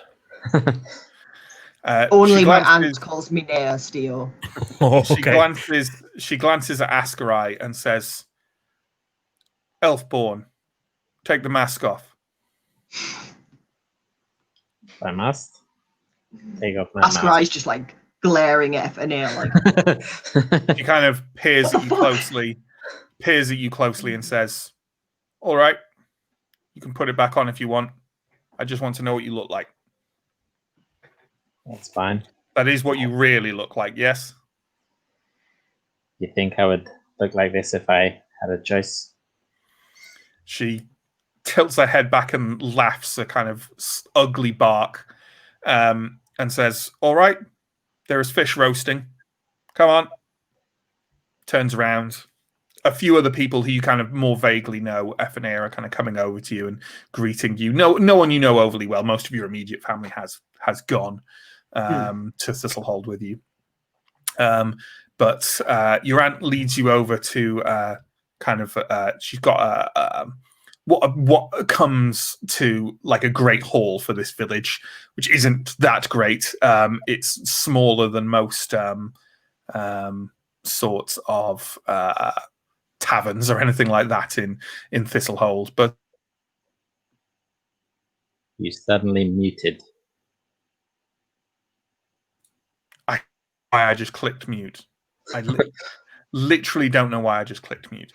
And it's got kind of a fire at the center of it, and everyone can sit around that, and some kind of roasted fish is passed around while people can make conversation. Yum. I will be taking off my I'll be completely undoing my halberd and kind of making it abundantly clear that I'm not expecting any kind of fight, and just having a sit down. Yeah, I'll lay a Black Gift down as well and just kind of do the, kind of like the brief. Because I'm gathering there's like a few of us sat around, right, Matt? Yeah, there's obviously there's your party, there's your aunt, yeah. There's a couple of other you suspect are like the elders of the of the village, kind of an older man and an older woman who just kind of like sat there. You think they're just there because they're curious and they're listening in, honestly. Yeah. Well, yeah, I'll just kind of like give little tidbits of like, this is so and so and that's so and so, and I'll point to the like my aunt and just say this is my aunt who I was who you've already met, who I was actually named after. So this is also my aunt Ephania. Oh, that's sweet. Yes, I mean, hence why I get called Nair. It avoids confusion. Your aunt nods and says, I still wear the name better, but you're gaining. Maybe you'll take over me one day. She is quite the she has done, I'd say she's done your I'd say she has done your village proud in battle. She has been she has saved my life numerous occasions, saved all our lives a few times. To save an Ambrian's life is no great thing. Saving a friend's life is good, though. I like that. I like this one. Have you got a wife? Good. Had a wife. She died in the south. She raises a glass of water and says, to dead marriages. Some say they're the best kind. I'm just Ephania understands the context of that her husband is dead. So, yeah. But I guess other people can infer that. So, niece, what brings you up here? Foul work, I'm sure. So long story short, troubles come from Davakar as usual. We've been sent by the Ordo Magica this time around. There's been a party, you know the story. They went to investigate some ruins and they haven't come back. That sort of, you know how it is, typical Davakar. People going in unprepared and coming out dead or not themselves or not at all. So basically, we've been tasked to find the party or what's left of them.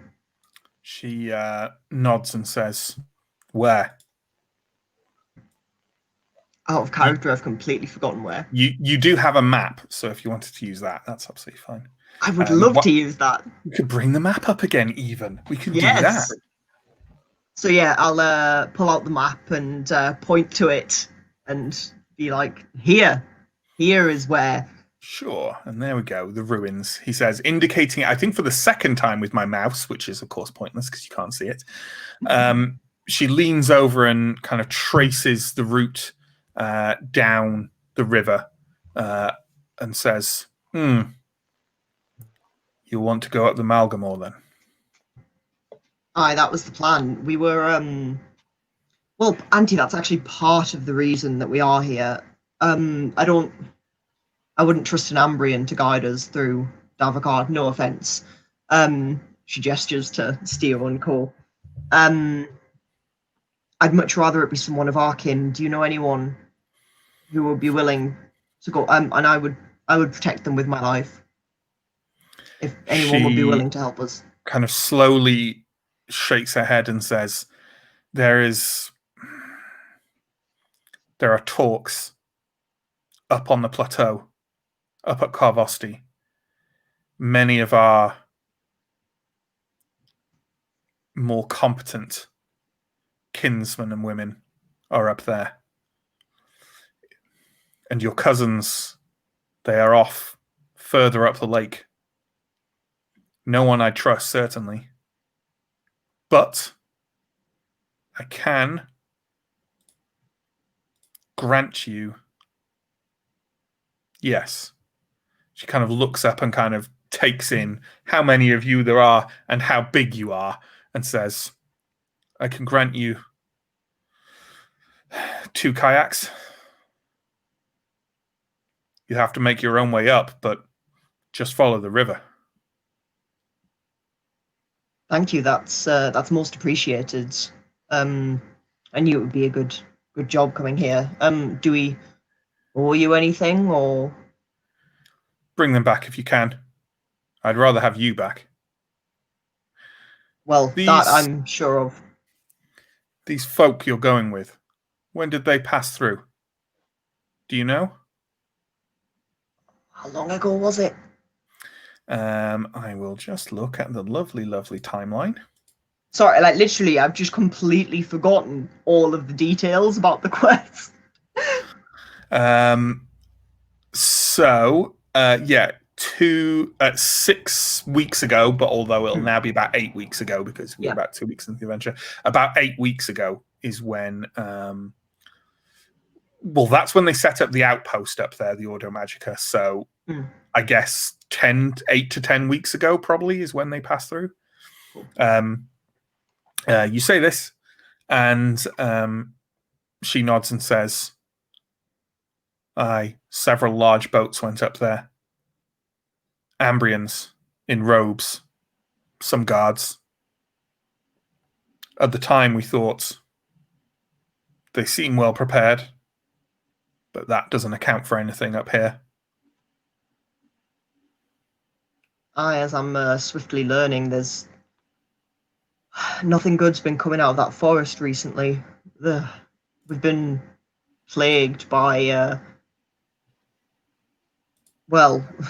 we had to deal with abominations due to a forage into the ruins, into Davokar earlier, a copper crown, and people going mad. And yet the Ambrians of Thistlehold still insist on plundering its depths, and fools like us have to go chasing after them.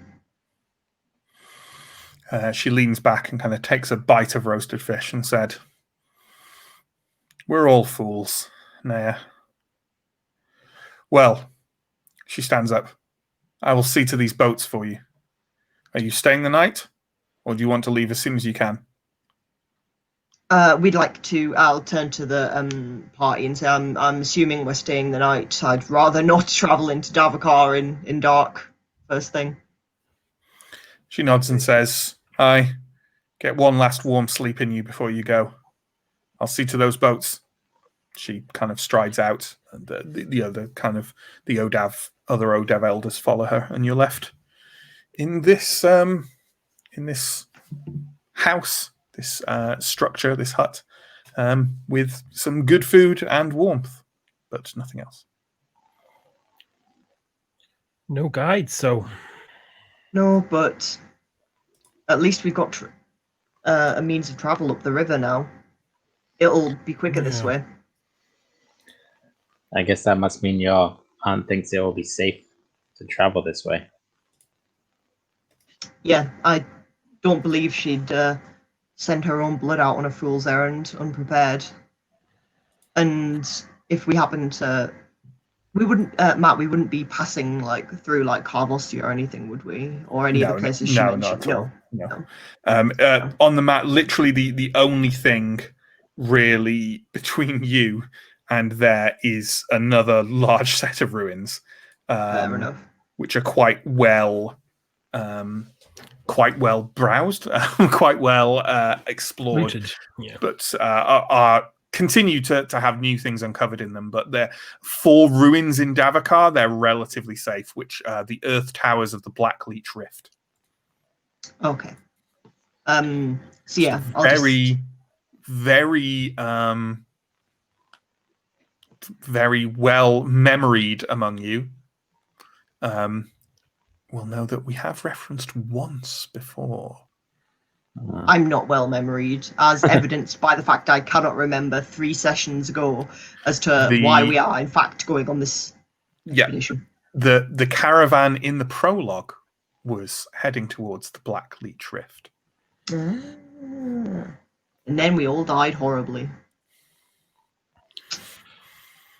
Maybe. Oh God. Yeah. But that's the Earth Towers of the Black Leech Rift, as I say, are very relatively well explored, and kind of expeditions go there all the time. But that's really the only thing of any repute between you and these ruins that the Ordo Magica have found themselves at.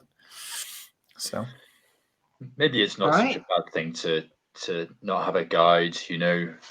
A small group in fewer kayaks. Maybe we can slip by slightly easier, less noticed. That's a good point you make there. Let's just pray that there's no claws this time, shall we? Erfons kind of leans over the map, finally interacting with you all after weeks of silence. Yes, Erfons exists. Erfons leans over the map and kind of taps it with his finger and says, "I've been up this river before. Well, it's as safe as it gets in Davokar." Yeah. Well, between you and Effie, I'd say this is as good as we're going to get unless we wait a week for whatever's happening at Carvosti to wrap up. Erfons, how many days of travel can we expect up the river? It depends how good those kayaks are. I would say a week, maybe. Okay, well, we knew what we signed up for. We knew what we were signed up for. Sure. Is there anything else you guys want to do? You can spend a pleasant evening at Ephenea's village and eat well, get yourself resupplied, and then set off in the kayaks in the morning. Is there anything you particularly want to do over that evening? I mean, obviously for me, it should be a case of just catching up with the family, just letting them kind of know what I've been up to, how her brother, my dad, I'm remembering, is doing, just stuff like that. Sure, but nothing you want to like role play or anything like that. No. I think all I'll be doing is kind of not even diplomatic mission stuff, just enjoying a safe night in the forest and maybe like hanging out, maybe seeing what the barbarian guards are like and seeing if I can have any conversations with those guys. But just stuff to give Steo a better idea of the barbarians. Nothing critical. Sure. I think I'd have a fairly early night, but might spend a little bit of time practicing my very shaky ODAV. Just sure. might come in handy. Absolutely. And Tom, anything in particular? Proselytizing to the locals? No, I doubt that would be welcomed. So I think I'll be very much alone in my own prayers. There'll probably be quite a few of those. Sure. When you wake up the following morning, it's a crisp winter's morning. Ephenea has got 2 large kayaks for you on the lake shore that could fit they could actually fit 3 people each, but obviously 2 each for you. They have there are 3 paddles in each of them, so you can out of interest, and obviously we can swap this as we go. Who's going with who in these kayaks? That seems like a fun little detail. So put in there. I'd imagine Effie and Steel would split. Because we're you are the like 2 stronger ones. Yeah. We're the 2 big fighter people. Not that I'm expecting, hopefully not river kayak wars, but you never know in Davokar. Kayak Wars was my favourite late 90s British TV. I'm gonna try and as schoolboys getting on a coach, try and social network my way into getting on with Ascarai, because he's my favourite. Sure. Excuse me. He's my favorite after you. What I'm getting at is no one likes Anton. Oh, dear. Oh no. Also, Chris, sorry, you mispronounced Mike. I was just going to say, at least you said Anton and not Mike. This is me and Mike's friendship. This is established. It's fine. It could be worse, Anton. You could be Erfons who's having to swim. So well, it fits 3, right? So Erfons is going to get in. Erfons is going to get in the one that Antom's not. The one that Antom's in is going to get in the one that Antom's in. So he's going to get. Anton just has a kayak to himself, and like the 4 of us are just it's like one just crowded. Erfons is dangling in the river. Just it's better this way. So, to recap, Ephenea, Erfons, and Anton are in one, and Steo and Ascarai are in the other.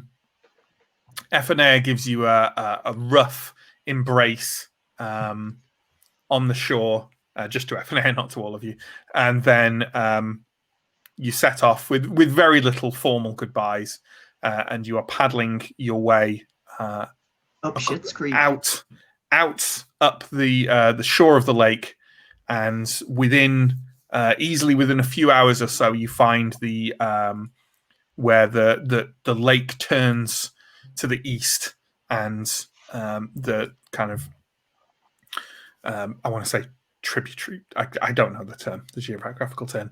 The river comes off and runs off to the east, and you are, before you know it, on the River Malgamore, paddling your little hearts out as you start to pass sort of out on the lake. It's airy and the trees don't feel so oppressive. But once you start moving up the Malgamore, kind of there are branches reaching across, not quite meeting at the top once you get into the river proper, but still enough that you're paddling kind of in and out of the shade, and the occasional odd noise comes from the forest around you, cracks and creaks and odd little animal noises. Is there anything in particular you're kind of doing or watching out for, or? Obviously, just keeping an eye out for any would-be attacks. That's all really. But Sure. just kind of keeping an eye on the current and all and that sort of thing. Sure. Steo, you were going to say something. Just visibly a little bit more nervous than a guardsman should be. I guard city streets, not forests. Sure. So you paddle in your kayaks all day until it starts to get dark, and then presumably you want to find a relatively clear area on the shore to pull in, start a fire, maybe string some canvas across between trees so you can try and get some cover underneath them. You do so fairly without a problem. Again, there's kind of slightly odd noises and a strange unsettling air to the trees around you, but you don't feel any kind of immediate concerns.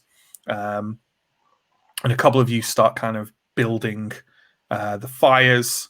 Let's say a couple of you are building the fires, and one of you is stringing up this cover, and another two of you are off trying to gather further wood for the fire. All I care about is who is off gathering wood. So who do we think that would be? My gut says Ascarai for one of them. Yeah. Another one of them can be Earthons if you want. I feel like it might be. I feel like it might be Ephanea, because obviously she's I feel like she's had a little bit more experience of the Davakar Woods than the others. That is absolutely fine. In that case, can you both give me a vigilant roll? Mm-hmm. Actually, no. Sorry. No. What are both your discreets? Minus 5. 5. Well, we're going to be running that check with you then, Effie. Can you give me a discrete roll at -5, please? Yes. Yes, I can. You know what? I'm going to say if you roll a 1, you make it. Okay. No. Sure. That's a big fat no. Okay, you kind of gather enough wood. You think you've probably got enough, and both of you kind of wander back to the camp, arms full of wood, step out into the small clearing, and in the clearing, John, can we have an image, please? Oh no. Uh-oh. Tension. Suspense. As in the image I gave you earlier, sorry, just to avoid all confusion. There are 5 individuals, garbed and armed like that, their bows pointing at Earthons, Steo, and Anton. One of them stood over to one side, turns round, and said, some more. Is that it? Very well.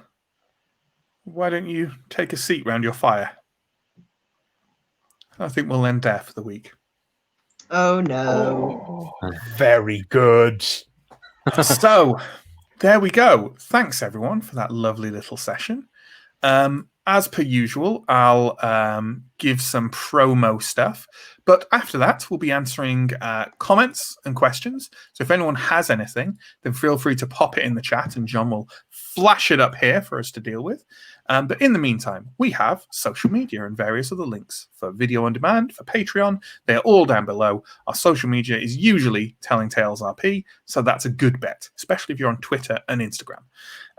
We have another series, Vampire the Masquerade V5, which is running now on Tuesdays, 8 o'clock GMT, and we are always on with Symbaroum every Wednesday, 8 o'clock GMT, apart from maybe a bit over Christmas. But we haven't quite decided that yet, so we'll see. Thank you to the players, as always, who did a great job of making a very entertaining session. Thank you to John, who always does a wonderful, wonderful job stream managing this. And oh, hell with it. Thank you to me for wearing a massively inappropriate sci-fi shirt. And thank you to Earthons for being He's present. the real hero here. So I just want to point out I clocked Earthons should probably be involved, but I didn't want to mention him beforehand because I thought it would be a great time for us to just casually forget about him and leave him somewhere. It's fair. Like a child. But then we had Mike. Lost when you were out shopping. Yeah. 1 XP for that, by the way, folks. 1 XP. Yay, Nice. finally I can retire and give up my life of crime. Absolutely. Well, it doesn't particularly look like we've got any comments or questions this time around. So thank you to everyone again for watching and participating and all that good stuff. And we will return next Wednesday, 8 o'clock GMT, and hopefully see you there. Take care, everyone. Goodbye. Bye. Bye.